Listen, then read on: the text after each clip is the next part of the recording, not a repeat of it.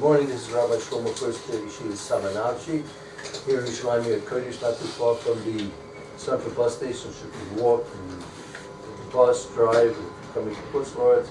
Please join us for our sharing. This is located on the Kovzuk and Yaakov in the Beit Knesset of Kanagi Yeshiva. So we're in Pirkei Avos now, in the second Mishnah. Good morning, Amr. Right there. And the Rabbi's explanation of Shimon Tzadik, Hayim Shari Knesset Gedola, for your Omer. Shimon Tzadik taught us three things. On three things the world subsists, stands upon. Al Torah, Al Avodah, Al Gimel Sasana.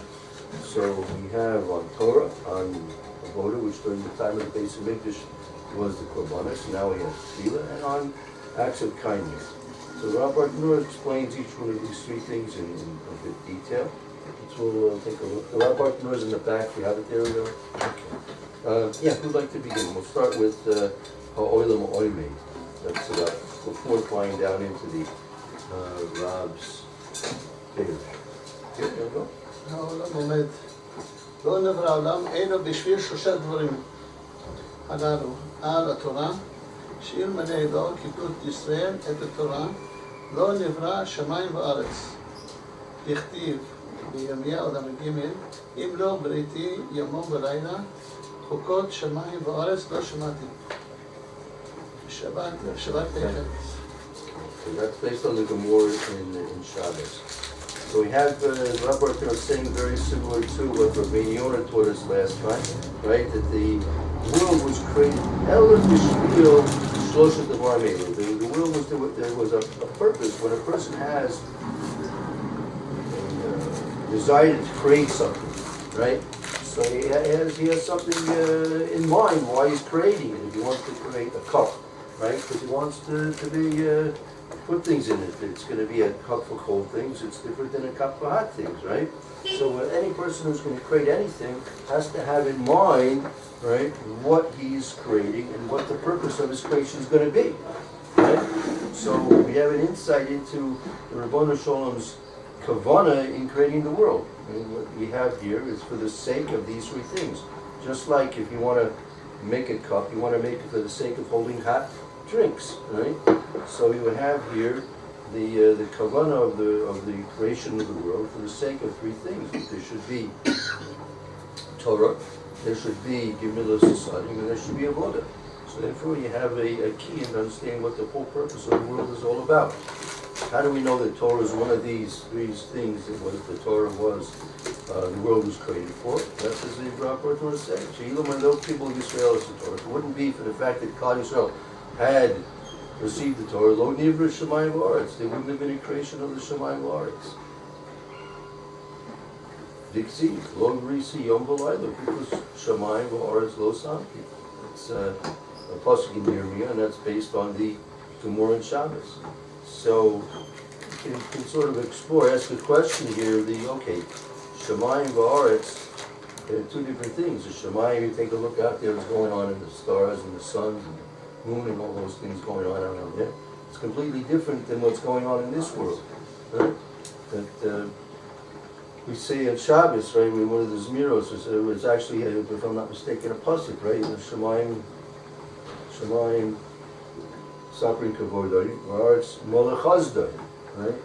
So we say that the Shemayim is Mole, the covenant of HaKadosh Baruch Hu. It's full of the honor of HaKadosh Baruch Hu. When we take a look at the stars and how the sun and the moon, everything's moving around, take a look. It is supposed to give you a feeling for the greatness of the tremendous wisdom that the HaKadosh Baruch Hu has, his power, and you have a certain awe and respect. And you gain honor, the HaKadosh Baruch Hu gets honor through the Shemayim, but the Aretz, right, Malachazdo. You look at what's going on in the Aretz, the clouds, the rain, things growing. So Aretz, that's Olam Hazeh. That's all it is. So all these things are chesed, right? Trees growing.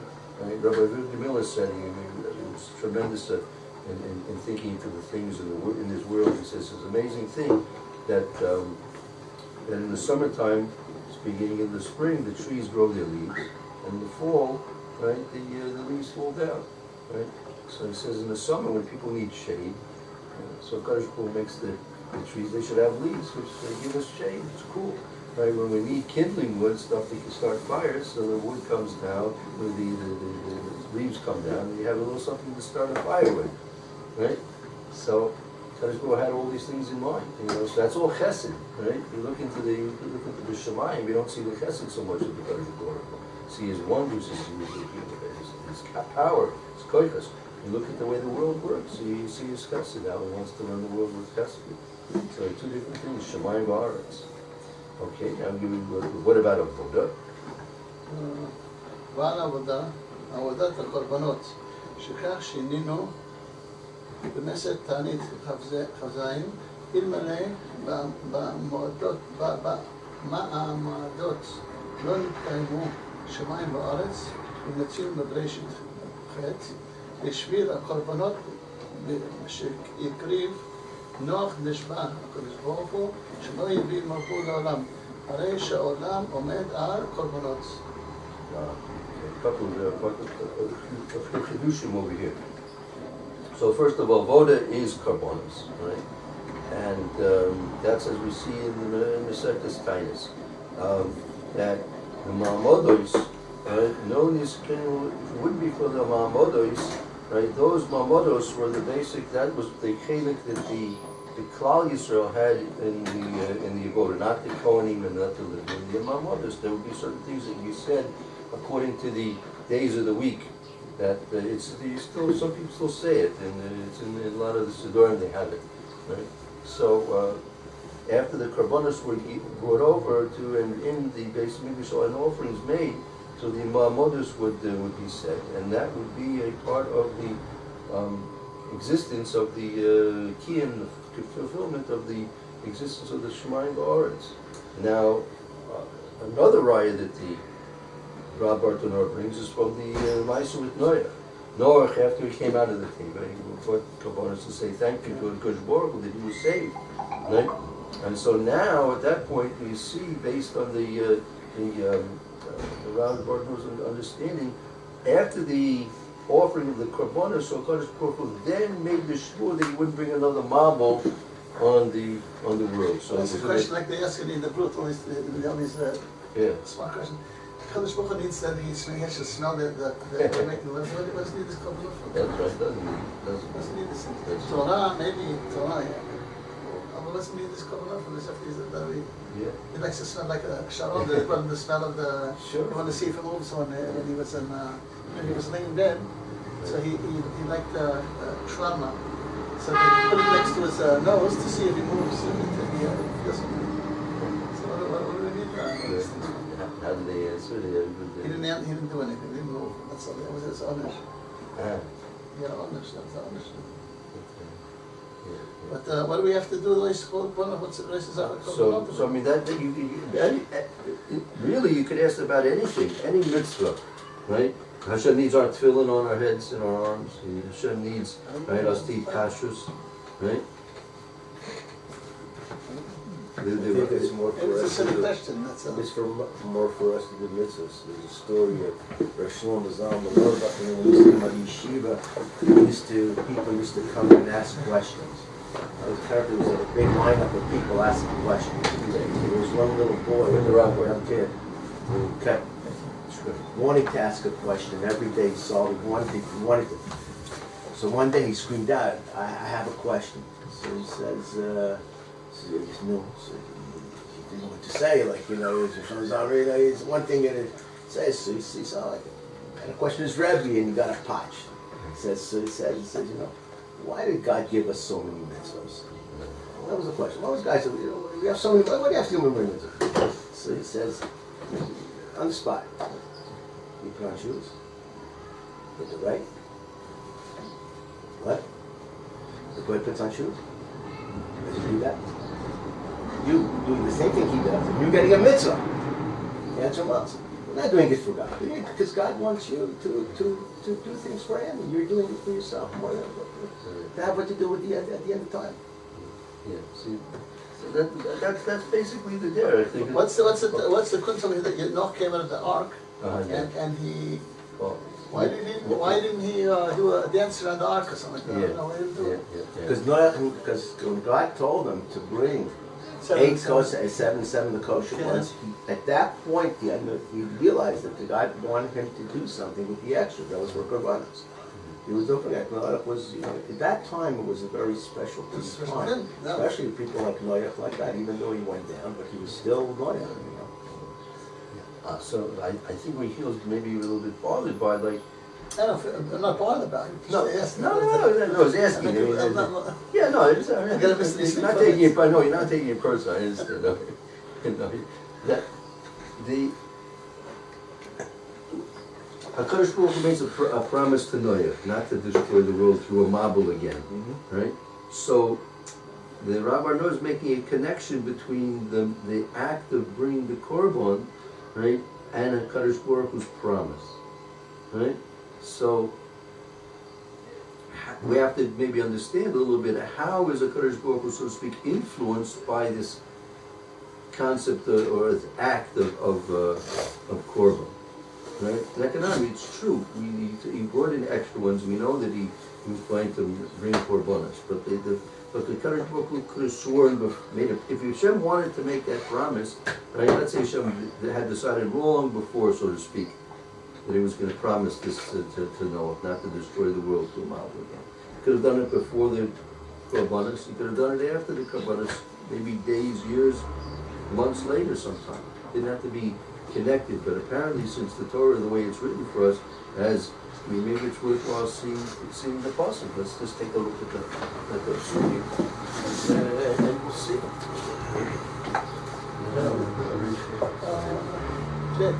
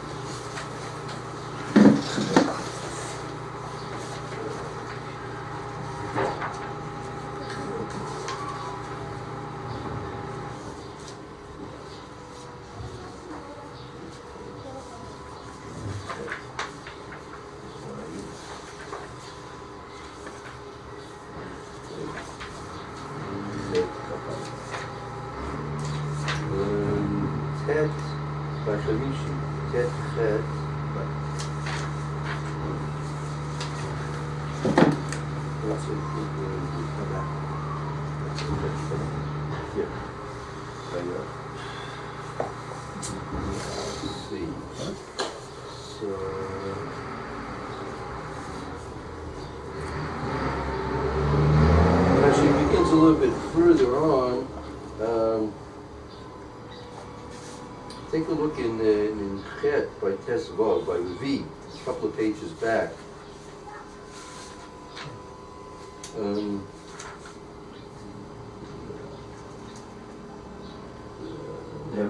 Okay, yeah.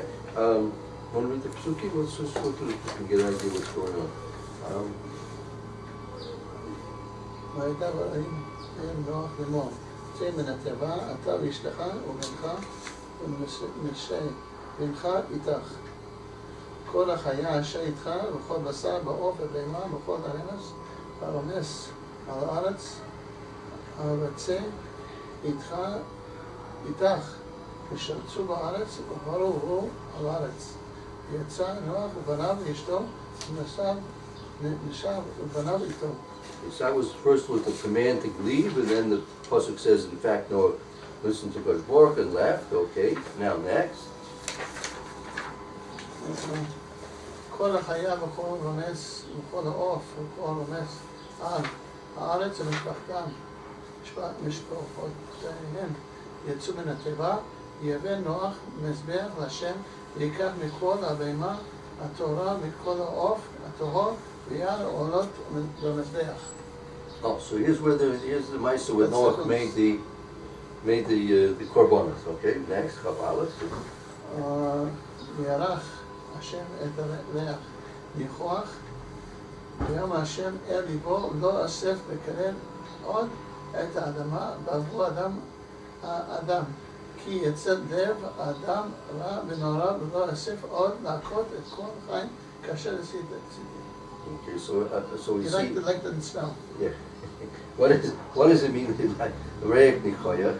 Right. So that Rashi, I think it's safer by Vayikra mentions when the pasuk is mentioned by Korbanos reik nichoya, that the Kadosh Baruch Hu, the fact that the Kadosh Baruch Hu's will was done, right? That's a reik nichoya. That it's a pleasant sense that that's brought up before Kadosh Baruch Hu, so to speak. Again, you have to realize that this is only the way we are trying to understand it. Obviously, there is no concept of noses and smells and all these things in terms of the Kadosh Baruch Hu, right? That's the best way we can try and understand it. Like, if we transfer a person smells a nice smell, it makes Havdalah, we made it last night. And it's supposed to take a good smell, some nice besamim, yeah, and it's supposed to rejuvenate you, supposed to get you back on your spiritual and physical feet after the exit of Shabbos and the Shami Yisera leaves us. So we may not feel it. Most people may not feel a letdown when Shabbos is over. Maybe they feel they want to they're happy to get back to the rat race, but to the mundane. The mundane, yeah. But the person realizes, what a gift Shabbos is all about. A few more minutes of Shabbos. Shabbos Mein Olam Haba. If you're working on that, it should be something you try and work on. It's not easy, obviously, but if you have an appreciation for Shabbos, so it's you're sorry to see it go. And one of the things that Chazal enacted for us is you take some something and it rejuvenates you.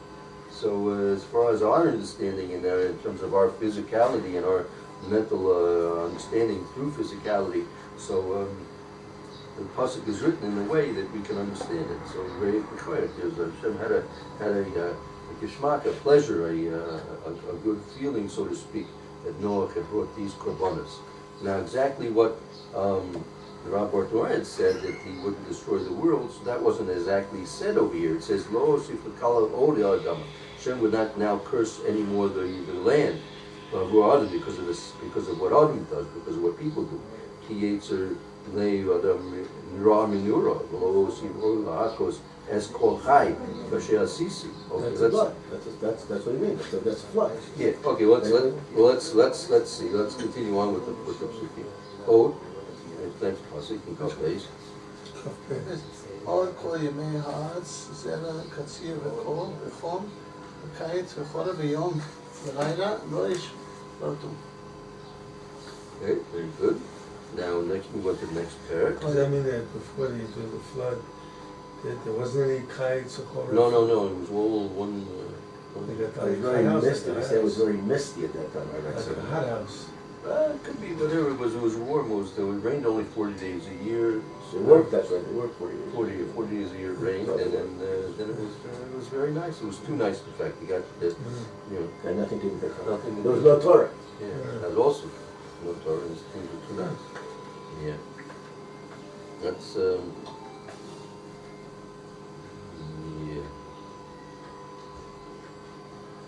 yeah. Okay, let's continue. Next pasuk Aleph. ויברך אלוקים את נוח ואת בניו ויאמר להם ראו מילאו את הארץ. Okay, so it was a special command to repopulate the world. Okay. ומלכם חטאכם יהיה על כל חיית הארץ ועל כל העוף השמיים וכל אשר תרמוס האדמה וכל דגי הים בידכם ניתן. Okay, continue on. וכל הנס אשר הוא חי לכם יהיה לאכלו כי ירק עשב נתתי לכם את כל. אך בשר בנפשו ודמו ולא תאכל. ואך את דמכם נפשתכם אדרוש מיד כל חיה אדרשנו ומיד האדם מיד איש אחיו אדרוש את נפש האדם. שפך דם האדם והאדם דמו ישפוך כי בצלם אלוקים עשה את האדם. ואתם פרו והוא ישרצו הארץ ורבו בה. All these, many of these are of the 7 mitzvahs b'nei Noah, right? Some of them, not all of them, but some of them are these.